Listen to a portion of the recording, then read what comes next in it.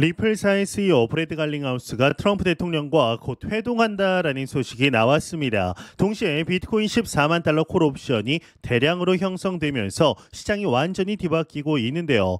사용자 더 XRP 가이가 X를 통해 전한 이 소식이 37만 회 이상 조회되며 암호화폐 커뮤니티를 발칵 뒤집어 놓았습니다. 1월 31일 두 사람의 이전 회동 직후에 XRP가 3.13달러까지 폭등했던 전례를 생각하면 이번 회동이 실현될 경우에 비트코인을 포함한 전체 암호화폐 시장에 생각보다 파장이 클 것으로 보이는데요. 과연 이면에 어떠한 진실이 숨겨져 있는지 이번 영상을 통해 함께 파헤쳐 보도록 하겠습니다.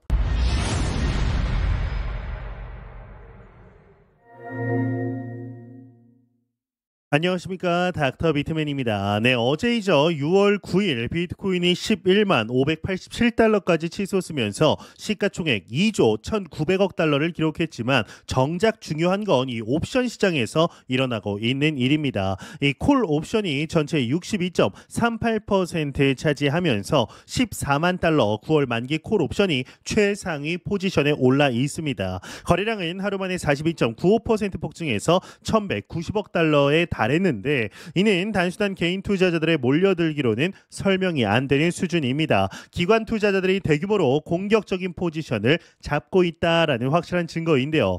이런 상황에서 마이클 세일러는 또다시 완벽한 타이밍을 보여주었습니다. 어제이죠. 6월 9일 평균 1BTC당 10만 5,426달러에 총 1억 1,020만 달러를 투자해서 1,045개의 비트코인을 추가 매입했다라는 소식이 나왔습니다. 이로써 마이크로 스트래티지의 총 보유량은 58만 2천 비트코인, 현재 평가액 626억 4천만 달러에 달합니다. 평균 매입가는 7만 86달러 대비 현재 53.53%의 평가 이익을 기록하며 2025년 연간 수익률 17.1%를 달성하고 있습니다. 이 셀러는 시장의 변화를 정확히 읽고 있는 것 같습니다. 이 비트코인 선물 미결제 약정이 총 69만 6,450BTC, 약 766억 9천만 달러로 집계되는데 여기서 주목할 부분은 시카고 상품 거래소이죠. CME가 21.68%인 15만 1,010BTC를 보유하고 있다라는 점입니다. 이 CME는 기관 투자자들이 주로 사용하는 거래소인 만큼 이들의 적극적인 참여가 확인되는 대목인데 이 바이낸스도 11만 7,180BTC로 16.82% 차지하며 24시간 기준 미결제 약정이 4.42% 상승했습니다. 이 기관과 개인 모두가 동시에 강력한 매수세를 보이고 있는 상황인데요. 이 옵션 시장 구조를 보면 시장 심리가 얼마나 공격적인지 알 수가 있습니다. 14만 달러 콜 옵션이 9월 26일 만기로 12만 달러 콜 옵션은 6월 27일 만기로 설정되어 있는 반면 최대 풋 옵션은 고작 8만 5천 달러 6월 27일 만기에 불과합니다. 이는 단기적으로 12만 달러, 중장기적으로는 14만 달러까지의 상승에 베팅하는 투자자들이 압도적으로 많다라는 뜻인데요. 이 옵션 프리미엄을 고려했을 때 이런 공격적인 베팅은 상당한 확신이 있어야 가능한 일입니다. 이 갈링하우스와 트럼프의 이전 만남에서 나온 핵심 내용들을 한번 되돌아보면 현재 상황이 더욱 명확해집니다. 이 당시에 갈링하우스는 미국 전략적 암호화폐 준비금에 리플 XRP를 포함하는 방안을 제안했고 이 암호화폐 산업은 지금 이 순간 공동의 목표를 이루기 위해 협력한다면 커다란 도약을 이룰 기회가 있다라고 강조했습니다.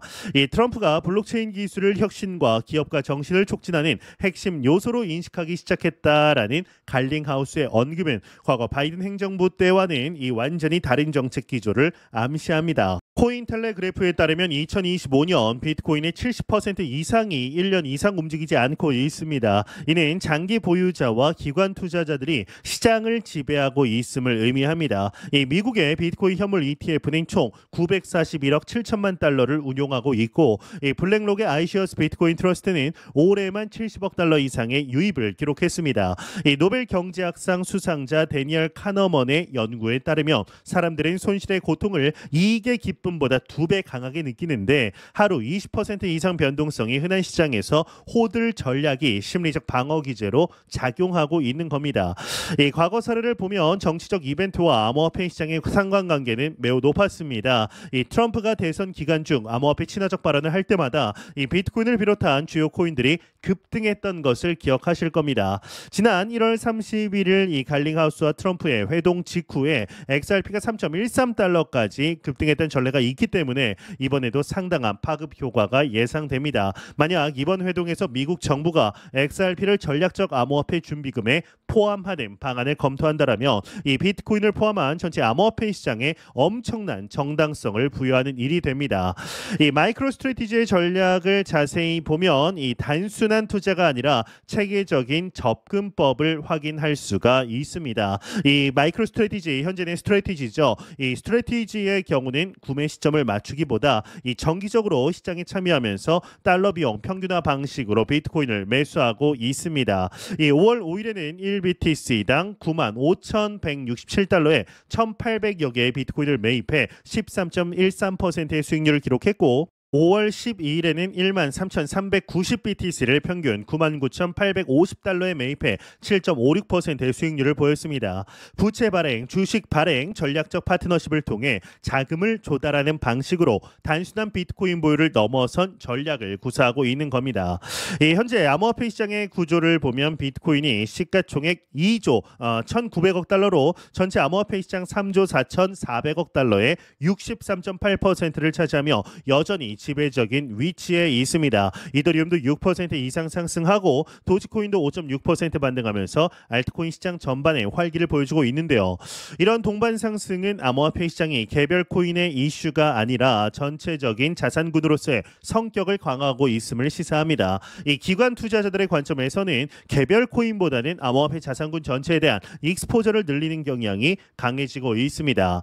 이 CME와 바이낸스의 미결제 약정 증가가 동시에 일어나고 있다라는 점도 특히 주목할 만합니다. CME는 앞서 말씀드렸다시피 이 기관 투자자들이, 이 바이낸스는 개인 투자자들이 많이 사용하는 플랫폼이죠. 이 두 곳 모두에서 미결제 약정이 각각 4.4% 정도 증가했다라는 건 이 시장 전반의 상승 기대감이 확산되고 있음을 의미합니다. 이 과거 경험상 CME 미결제 약정의 급증은 비트코인 가격 상승의 선행지표 역할을 해왔던 만큼 이번에도 충분히 주목할 필요가 있습니다. 기관과 개인이 동시에 같은 방향으로 베팅하는 경우는 그리 흔하지는 않습니다.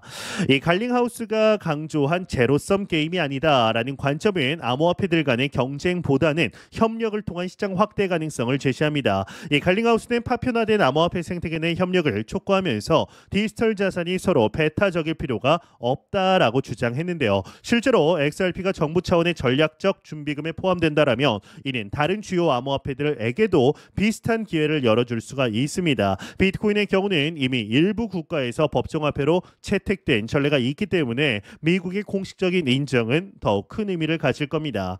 현재 기술적 분석을 보면은 비트코인의 주요 저항선을 돌파한 상황에서 단기적으로는 11만 5천 달러, 중기적으로는 12만 달러 이상이 목표로 제시가 되고 있습니다. 6월 말까지 12만 달러 콜 옵션과 9월까지의 14만 달러 콜 옵션이 대거 형성된 것도 이런 기술적 전망과 일치하는 부분입니다. 현재 11만 달러 수준에서 12만 달러까지는 약 9% 상승이, 14만 달러까지는 27%의 상승이 필요한데 이 암호화폐 시장의 변동성을 고려하면 불가능한 수치는 아닙니다. 다만 시간 가치 손실을 고려하면 콜옵션 투자자들에게는 더욱 신중한 접근이 필요합니다.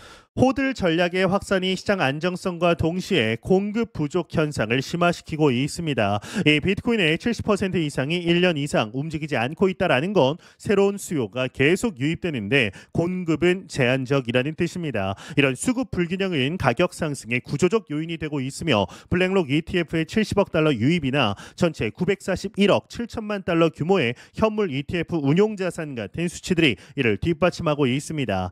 이 마이크로스트래티지가 꾸준히 매수를 이어가는 것도 이런 공급 부족을 더욱 가속화시키는 요인입니다. 현재 시장 상황을 종합해보면 여러 긍정적 요인들이 동시에 작용하고 있습니다. 기술적으로는 주요 저항선을 돌파했고 펀더멘털로는 기관 투자자들의 지속적 유입이 확인되고 있으며 정치적으로는 트럼프 행정부의 암호화폐 친화적 정책이 기대되고 있습니다. 여기에 마이크로스트래티지 같은 대형 기업들의 꾸준한 매수까지 더해져 상승 동력이 다각도로 뒷받침되고 있는 상황입니다. 이런 다층적 지지 구조는 단기적 변동성에도 불구하고 중장기적인 상승 트렌드를 유지할 가능성을 높여줍니다.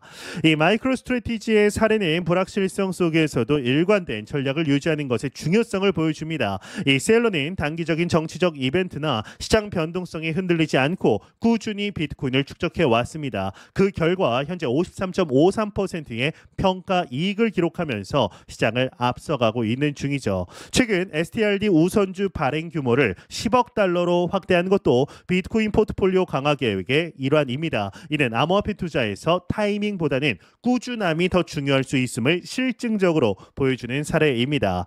리플과 XRP의 움직임이 전체 암호화폐 시장에 미칠 영향을 우리는 과소평가해서는 안 됩니다. 만약 갈링하우스와 트럼프의 회동이 실현되고 XRP가 미국 전략적 암호화폐 준비금에 포함된다면 이는 정부가 공식적으로 암호화폐를 전략자산으로 인정하는 것과 같은 효과를 낼 겁니다. 이런 제도적 뒷받침은 기관 투자자들의 추가 유입을 촉진하는 강력한 촉매제가 될 것이고 이 비트코인을 포함한 주요 암호화폐들에게도 비슷한 기회를 열어줄 가능성이 높습니다. 이 갈링하우스가 강조한 협력을 통한 도약이 현실화되는 순간이 될 수도 있는 것이죠.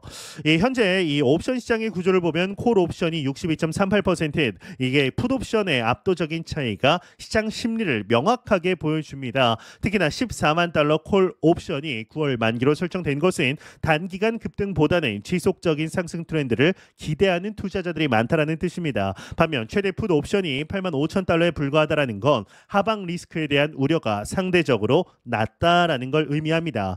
이런 비대칭적 구조는 시장이 일방향적인 상승을 전망하고 있음을 시사하며 과거 이런 구조가 형성되었을 때 실제로 강력한 상승이 이어진 사례들이 있었습니다.